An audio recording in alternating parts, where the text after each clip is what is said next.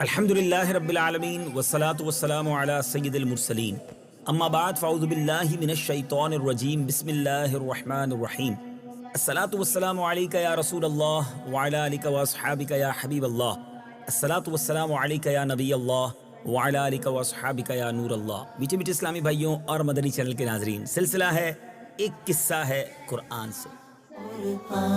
ہے میرا رہنما قرآن، شفا ہے نور ہے قرآن، جلا دل کی میرا قرآن، رضا رب کی میرا قرآن، قرآن قرآن۔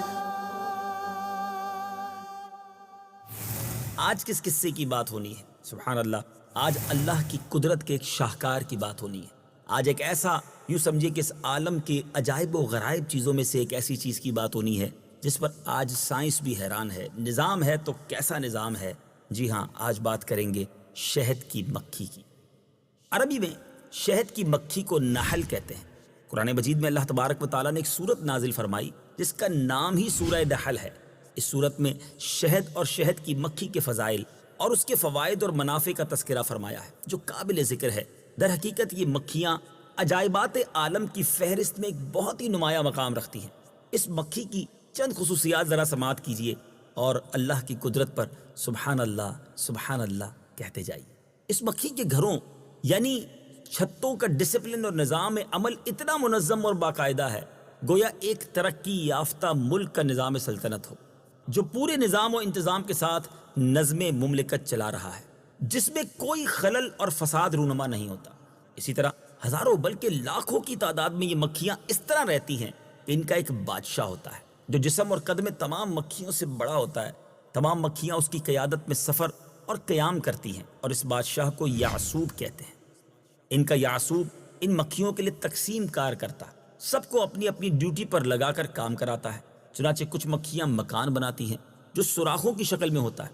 یہ مکھیاں ان سوراخوں کو اتنی خوبصورتی اور یکسانیت کے ساتھ مسدس یعنی 6 گوشوں والا کی شکل کا بناتی ہیں کہ گویا کسی ماہر انجینئر نے کمپاس یعنی پرکار کی مدد سے ان سوراخوں کو بنایا ہو۔ بالکل ایگزیکٹلی ایک ہی سائز ہوتے ہیں، سب کی شکل بالکل یکساں اور ایک جیسی، سب کی لمبائی، چوڑائی اور گہرائی۔ سبحان اللہ، کمال کا یہ شاہکار ہوتا ہے جب یہ بناتی ہے۔ اسی طرح کچھ مکھیاں یعصوب کے حکم سے انڈے بچے پیدا کرنے کا کام انجام دیتی ہیں، کچھ شہد تیار کرتی ہیں، کچھ موم بناتی ہیں، کچھ پانی لاتی ہیں، کچھ پہرا دیتی رہتی ہیں۔ مجال نہیں کہ کوئی دوسری مکھی ان کے گھر میں داخل ہو سکے۔ یہ مکھیاں پھلوں، پھولوں وغیرہ کا رس چوس چوس کر لاتی ہیں اور شہد کے خزانے میں جمع کرتی رہتی ہیں، اور پھلوں پھولوں کی تلاش میں جنگلوں اور میدانوں میں سینکڑوں میل الگ الگ دور دور تک چلی جاتی ہیں اور بلا تکلف کسی تلاش کے سیدھے سینکڑوں میل کی دوری سے اپنے چھتوں میں پہنچ جاتی ہیں۔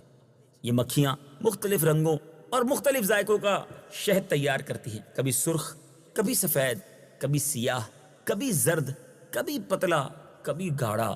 مختلف موسموں اور مختلف پھلوں پھولوں کی بدولت شہد کے مختلف رنگ اور ذائقے بدلتے رہتے ہیں۔